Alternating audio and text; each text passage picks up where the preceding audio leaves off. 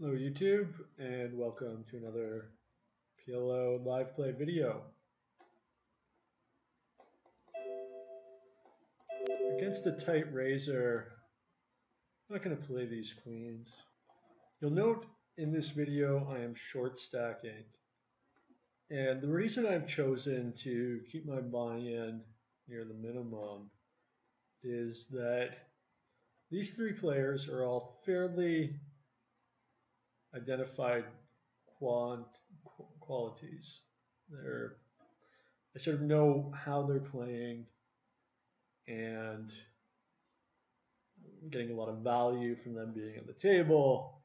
So I've chosen to keep my stack size around that. Well, it appears that this player who's very deep is also a looser player.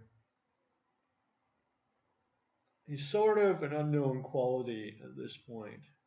So, and of course, Olga, here we have the tough, aggressive, tight player who I don't want to be at 150 big blinds with.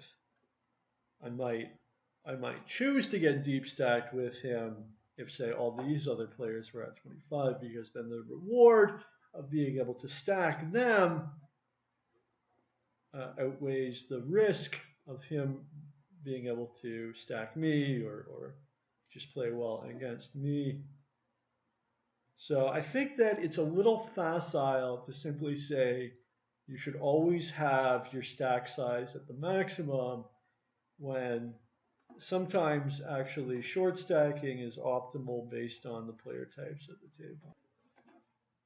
After folding 31 hands in a row, finally pick up something playable. Open for a raise. My image is so shot by this point, I almost might as well quit the table. And I'm not going to c-bet four-way after breaking the flop. I think that would be a fairly clear mistake.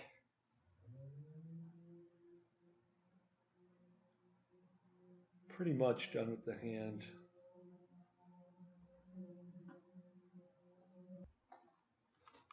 Ace queen, 8-7, double suited on the button. Got a presumably loose limper here.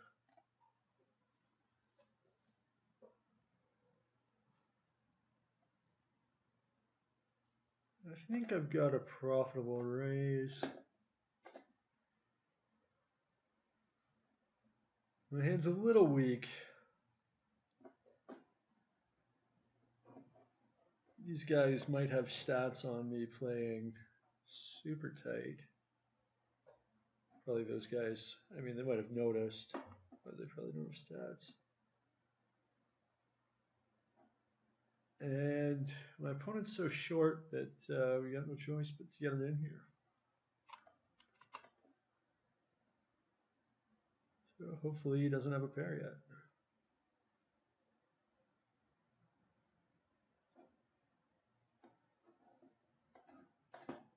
Nice little rundown in the cutoff. Pretty obvious spot to raise. Just noticed that I need to add on the next time I'm in the small blind. Lately I've been using like a 90% pot sizing very frequently. Fortunately, I'm so short that if my opponent raises, there's no real play for the turn and river. So let's just put it in.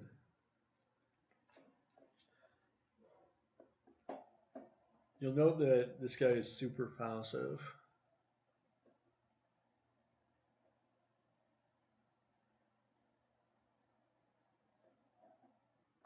Kings blind versus blind.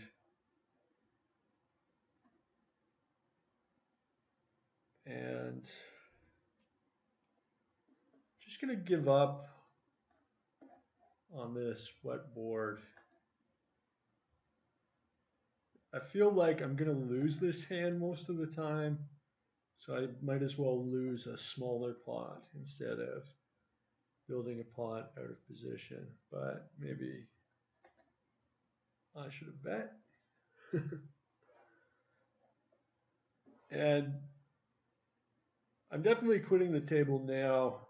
I mean, these guys,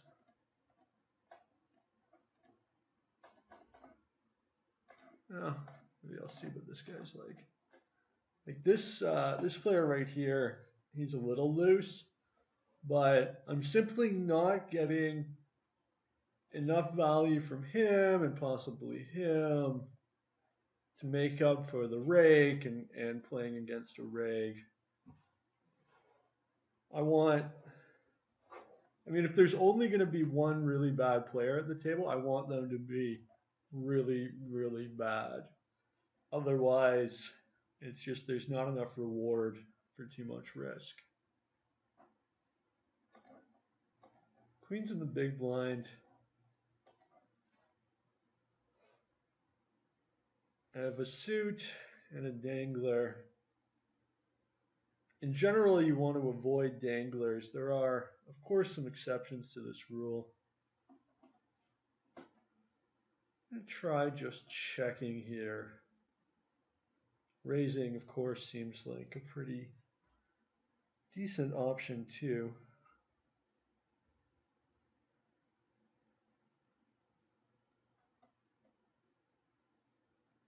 I guess my primary concern is my dangler. I think I would have completed had Alex folded or overlimmed. And after two whales limp in, seems like a very nice spot to raise.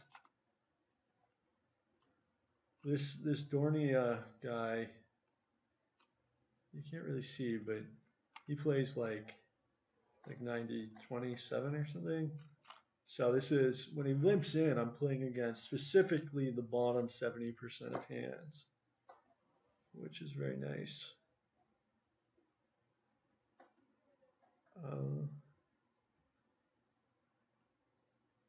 I have 6-1. I've got a double gut shot, maybe some hidden outs.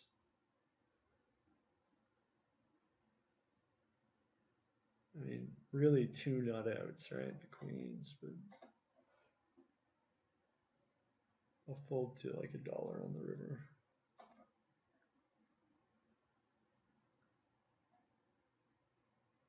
Oh, never mind. I was thinking of somebody else. Play 66. Nice little rundown here. And I'm going to call.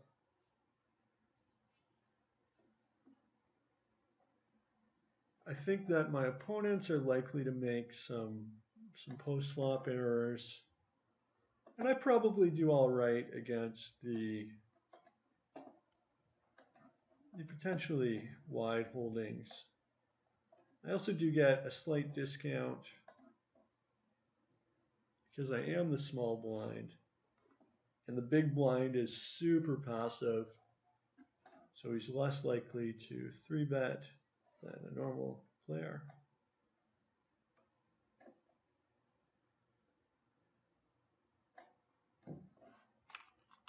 I am going to top up for max here on the button. I like to add on when I'm the small blind so that it's in play on the button. It's not a huge deal or anything, but it does give you sort of a slight advantage.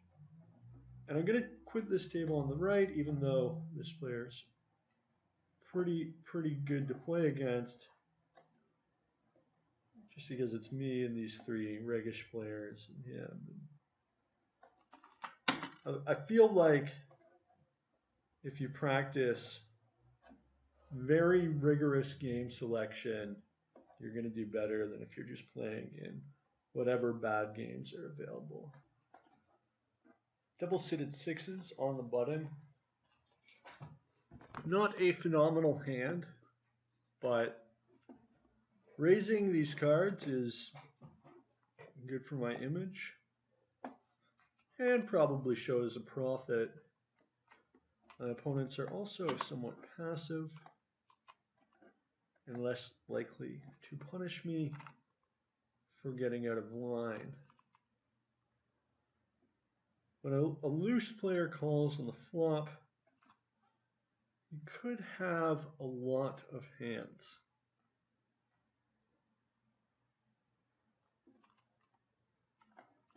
And I'm going to continue betting. I could fold out an ace.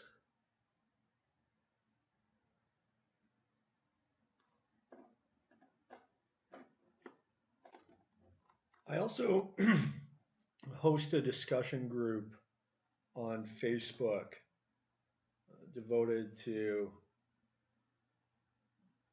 strategic analysis of pot limit Omaha. I'll post a link in the description, and please do feel free to join the group and join in on the talk with us. Ace King Queen 7 against a very loose limper. Just going to check out of position. And my plan here is to check fold.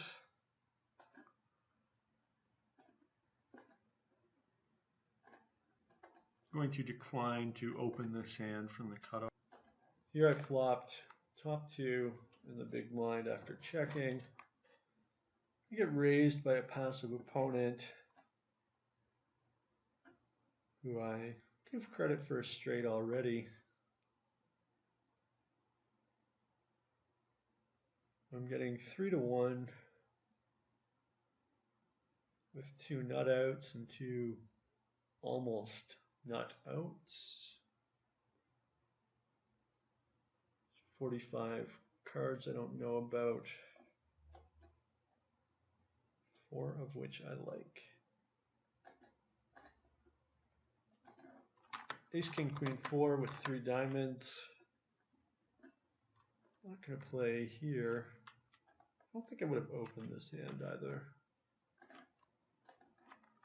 I'm going to pass on this rundown as well. Aces and deuces on the button.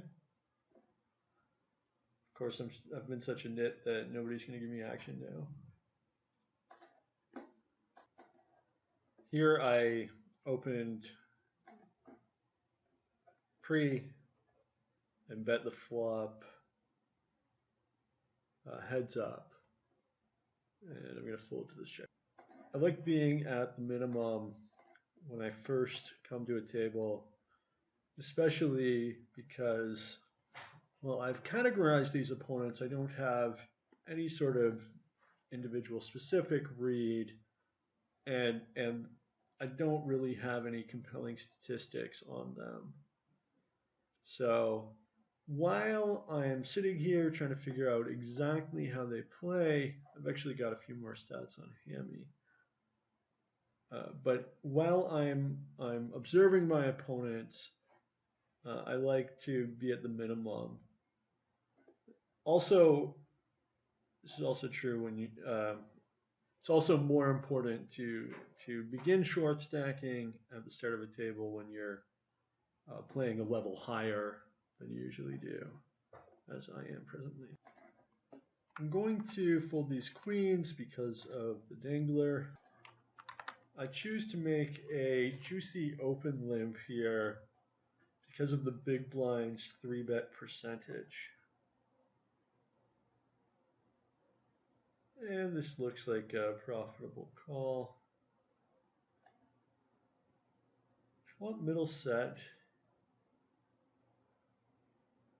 And I'm going to lead out here. Most likely my hand is good.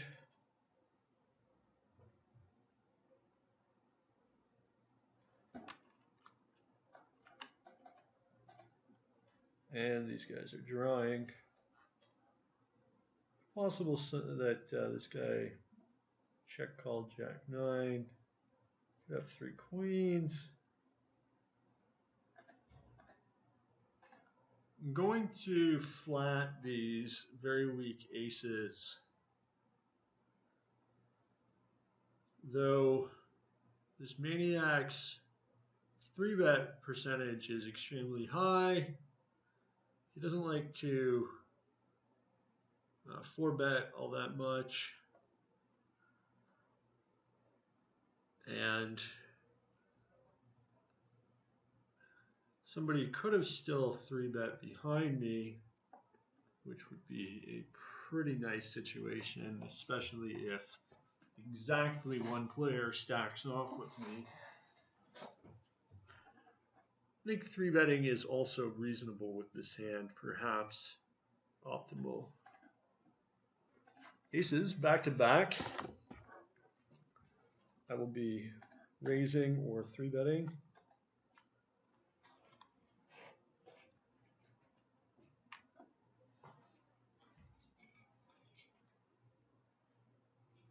Nothing but to wait for the action.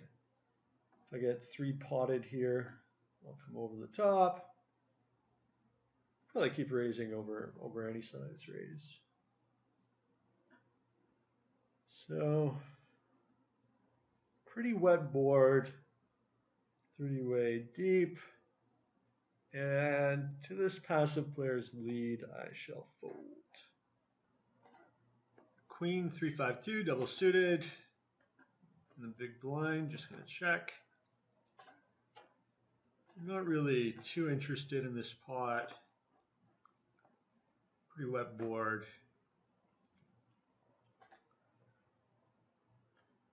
I think that a lot of the time I can just check it down and win when I have the best hand. I don't think I should defend here, sandwiched as I am between the out of position aggressor and the other player. The cards do have connectivity, and I am getting a price, but I think it's best to fold. Here again, I'm not going to call with this hand, although I did get some value from this very loose limper, but this hand is so second best. And again, my position, both absolute and relative, is terrible. Nice kings here on the button. Of course, a pretty easy 3-bet against the all-in. Here we've got a very loose limper, but I still don't think I can complete this hand. Double suited 10s on the button. A marginal but fine open. And I'm just going to give up 3-way. The opponents are loose, and bluffing them seems like a fool's errand. We'll open this hand again as well, I should say. Marginal open. And I'm going to check here. I was going to bet a brickish turn. I'm not going to bet this turn. This raggedy double suited hand is a fold. 3s on the big blind. Not much of a flop. So with this hand in the small blind, I plan to complete, if there is no raise, fold to virtually or perhaps simply any raise. And of course, on this flop, simply give. So I flat this hand in position against a somewhat loose raiser.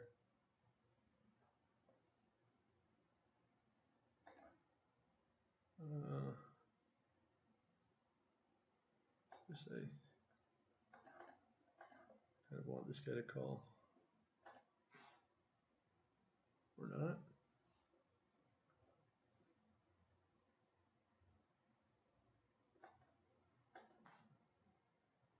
Probably I'm chopping here with these aces. I mean, this guy's never raised in his life.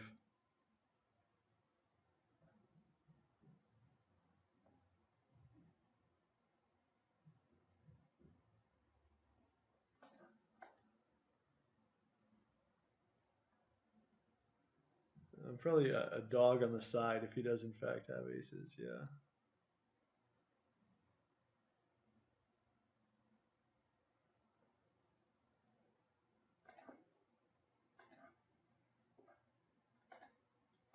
Kind of nice call on his part, although he can't know I have aces from opening, so. I don't think I should open this hand on the button. Clear open with this decently strong hand. I don't really have that much all-in value, all-in equity. Right. So I'm just going to call here. I don't mind this guy coming along. This is very peculiar action. Well, let's see what happens. They trapped me. Trying live anyway. I don't know. I think maybe like when Deer's key flat four bets, it's very clear he has aces. You look at his aggression, or more exactly his lack thereof. Okay, 8 nut outs.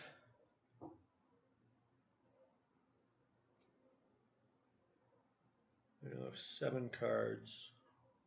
45, 8 to 37. 4.5 to 1 against hitting my turn card, but it's $2 to call. If he does have a set, could potentially make some devastating turn and river bets against him. No backdoors. He could have, this is pretty unlikely, but he could have a big wrap, in which case I'm just drawing to get free rolled. It's only $2. The man deserves some action, right? He's obviously got like a set. Can't call now. So maybe I get turn river bets against him. Maybe he's got 10-8, right? Probably. Or maybe, I mean, a big wrap on that dry board is basically as strong a hand as a set. So maybe he recognizes that and has a wrap. A wrap, I would be in pretty bad shape, especially if he's going to play it aggressively on the turn, because as you saw, I'm folding most turns. I don't think I should defend this hand here in the big blind. Despite the value I get from this loose caller and some value here from the poster.